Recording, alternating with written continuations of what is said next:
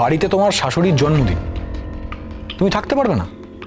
আচ্ছা, এর থেকে বড় ইম্পর্টেন্ট কাজ তোমার কি আছে বলো তো? কি রাজাদা, নিজের মায়ের জন্মদিনটা কোনোদিনও তো মনে রাখতে পারো না, মনে করিয়ে দেবার পরও বলছো তুমি থাকতে পারবে না? হ্যাঁ, আমাদের একটা ইনভিটেশন আছে আমার এক বন্ধুর বাড়িতে। বাবা, হতে পারে, থাক তোমার ওই বন্ধুর ইনভিটেশন। যদি তুমি তোমার ওই বন্ধুর ইনভিটেশনের জন্য নিজের মায়ের জন্মদিন ছেড়ে চলে যেতে পারো, তাহলে এই বন্ধুকেই বলো যে তোমাদের থাকার ব্যবস্থাটা যেন অ্যারেঞ্জ করে দেয়। এই বাড়িতে আমি তোমাদের থাকতে দিতে পারবো না।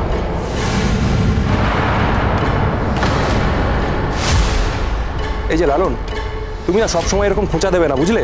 100 বার দেব রাজাদা, এটা আমার বাড়ি, তোমরা আমার বাড়িতে থেকে সুযোগ নিচ্ছ, আমি 100 বার বলতে পারি।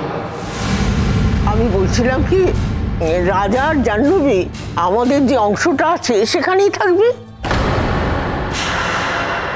তাহলে তো তোমার কিছু বলার নেই। না না, তাহলে তো সত্যি আমার কিছু বলার নেই, কিন্তু বাড়ির আর সবাইকে, মানে ওই মেজো কাকামুনি, মেজো কাকিমুনি, এদেরকেও তাহলে ওখানে রাখার ব্যবস্থাটা করে দিই। এত লোকের জায়গা হবে কি করে? মা, কেন অনর্থক কথা বলছো মা? দেখো, এই বাড়িটা তো ওর, আমাদের কারণ নয়, ওর বাড়ি।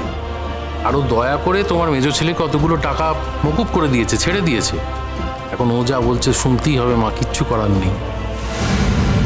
শোনো লালন, আমার ছেলের কাছে মায়ের জন্মদিনে কোনো দাম নেই, সেটা আলাদা দিন বলে ও মনেই করে না, তাই জন্যই তো ওর বন্ধুর ইনভিটেশনও চলে যাচ্ছে, আর মায়ের জন্মদিনে থাকবে না, এটাই তো স্বাভাবিক। ওর কাছে তো মায়ের থেকে বন্ধুর কদর অনেক বেশি। সে তো আপনার চাও, কিন্তু আমাদের চাওয়া তো অন্যরকম।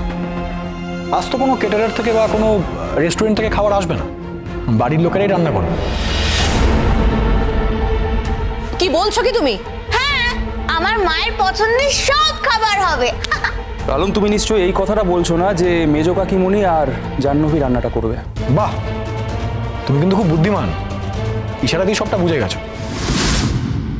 আমরাও তো টাকা পাবো, বিয়েটা ফাঁকি দিয়েছো, কিন্তু এখন তো ফাঁকি দিলে চলবে না, আমাদের কিন্তু সব টাকা বুঝেই দিতে হবে। এমা, ওরম করে তো হাসলে চলবে না, আমি কিন্তু ভাইয়ার কাছ থেকে অনেক টাকা আদায় করব। এই এই টাকার ভাগে আমরাও আছি। ও বড়দি, তুমি নেই? টাকা নিয়ে কি করব ভাই? আমাদের কি আর নিজে থেকে কিছু কেনার উপায় আছে? টাকাটা সেই জমেই থাকবে। তাহলে তোমার কি চাই গো? আমি চাই ছোট ঠাকুরপো আর নতুন বউ খুব আনন্দে থাকুক, ওদের আগামী দিনগুলো খুব সুন্দর হোক, আর চাই ওরা যেন আমাদের সঙ্গে সব মিলেমিশে থাকে, আর যেন দূরে না যায়। রাখি নিয়ে যাই। বলছিলাম যে আমি সত্যি ওসব পারবো না। কেন পারবে না? আর তুমি ভয় পাচ্ছ কেন? আমি তো আছি, আমি তো যাচ্ছি তোমার সঙ্গে, চলো। বাবা, বিলেতের মেয়েরা আবার ভয় পায় বুঝি? তুমি ইংরেজি শিখেছো, তোমার আবার ভয় কিসের গো? মেজো বৌদি, তুমি সবসময় এইভাবে কেন কথা বলো বলো তো? ছোট বৌদি হয়তো এত লোকের মধ্যে ভয় পাচ্ছে। আর তুমি ভাবলে কি করে গো আমাদের বাড়ির বউরা ওদের সামনে গিয়ে ধেই ধেই করে নাচবে? ওইসব কিন্তু এখানে হয় না, তুমি যাও গিয়ে এমনি এমনি দাঁড়িয়ে থাকো, যাও। ভয় পাচ্ছ কেন নতুন বউ? যাও না, ওইখানটায় গিয়ে দাঁড়াও, তোমাকে ঘিরে ওরা সবাই নাচবে।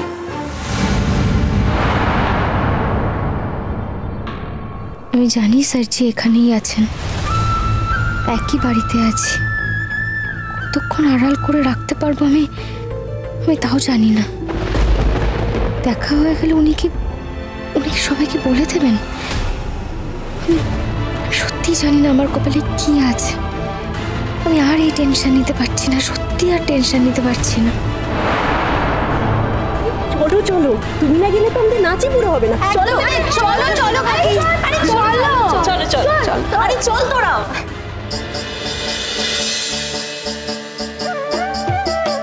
ঝুনুর ঝুনুর নুপুর বাজে ঠুমক ঠুমক তালে, ঝুনুর ঝুনুর নুপুর বাজে।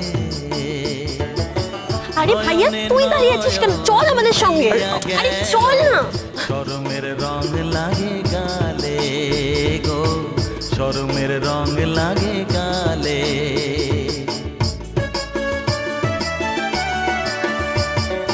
যেমনি নাচে নাগর কানাই তেমনি নাচেন রাই, যেমনি নাচে নাগর কানাই তেমনি নাচেন রাই। নাচিয়া ভুলাও তো দেখি নাগর কানাই, একবার নাচিয়া ভুলাও তো দেখি নাগর কানাই, একবার নাগর কানাই। সোহাগ চাঁদ বদনি ধনি নাচো তো দেখি, সোহাগ চাঁদ বদনি ধনি নাচো তো দেখি। আয়ুষটা বালা নাচো তো দেখি। আমাদের সাথে থেকে গেলে খুব ভালো হয়, মানে ভরসা আর কি। এই যে রাত বিরেতে আমাদের বাইরে ডাক্তারের কাছে যেতে হয়, আয়ুষ থাকলে ওই তো আমাদের দেখভাল করতে পারে, তাই না? তাছাড়া ভাই যদি এখানে থাকতো তাহলে বাড়ির যেই অনুষ্ঠান সেখানে উপস্থিত থাকতে পারতো। এই যে এখন দাদার মেয়ের বিয়ে, যদি বাড়ির ছোট ছেলে বাড়ির বাইরে থাকে ভালো লাগবে কি? বেচারা কতবারই আর যাতায়াত করবে, একটা খরচা সাপেক্ষ ব্যাপার তো। হ্যাঁ সে তো বটেই, আয়ুষ এখানে থাকলে আমাদের সবারই সুবিধা হবে।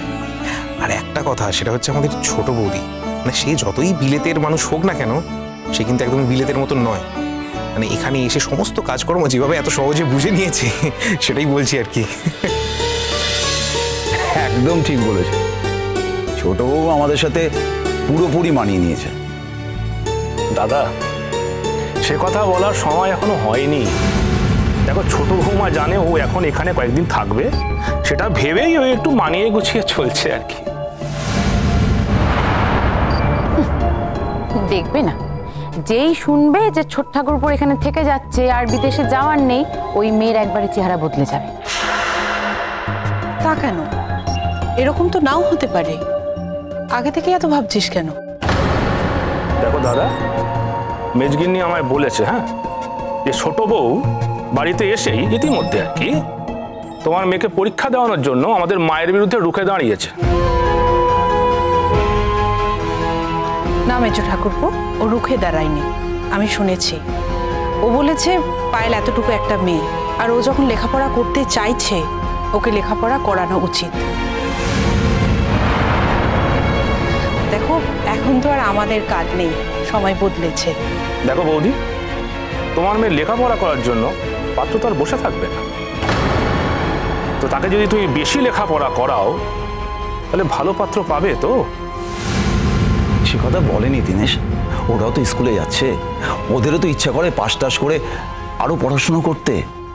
দাদা তুমি একদম চিন্তা করো না, এই অনুষ্ঠানটা হয়ে যাক, পাত্রপক্ষ আমাদের বাড়িতে আসবে, তোমার মেয়েকে দেখবে, আর যদি পছন্দ হয়ে যায় তাহলে জানবে তুমি সৌভাগ্যবান। আরে ওরা আমাদের পাল্টি ঘরের লোক তো, আমাদের বাড়ির মেয়ে যদি সেই ঘরে যায় একেবারে সুখে শান্তিতে থাকবে। আমি না মানে একটা কথা না বলে থাকতে পারছি না, মানে সেই জন্যই বলছি। আমাদের বউরা না হয় চোখে দেখে না, কিন্তু আমাদের মেয়েরা তো এরকম নয়, তাই না? আজকালকার দিনে মেয়েরা কি না করছে, সব দিকে বরং ছেলেদের থেকে অনেকটা বেশি এগিয়ে গেছে। সেখানে এই জামাই, তুমি কি বলতে চাইছো না আমি বুঝতে পারছি না। আমাদের বাড়ির মেয়েরা এখন কি বাইরে বেরিয়ে কাজ করবে? আরে রাগ করছো কেন? আমি সেরকম কিছু বলতে চাই না, আমি বলতে চাইছি, মানে আমি বলছি যে তোমাদের বাড়ির মেয়েদের যেরকম তাড়াতাড়ি বিয়ে দেওয়া হয়েছে আর কি, আমাদের বাড়ির মেয়েদের এরকম তাড়াতাড়ি বিয়ে দেওয়া হবে না, এটাই। দেখো জামাই, তোমার বাড়ি, তোমার মেয়ে, তুমি সেখানে কি করবে না করবে সে নিয়ে আমাদের মাথা ব্যথাও নেই, আমরা নাকও গলাবো না। হ্যাঁ, এটা আমাদের বাড়ি, আমাদের নিয়ম। হ্যাঁ, আমাদের মা যতদিন বেঁচে থাকবে সে নিয়মের অন্যথা হবে না, বুঝতে পারছো? সে তো বটেই।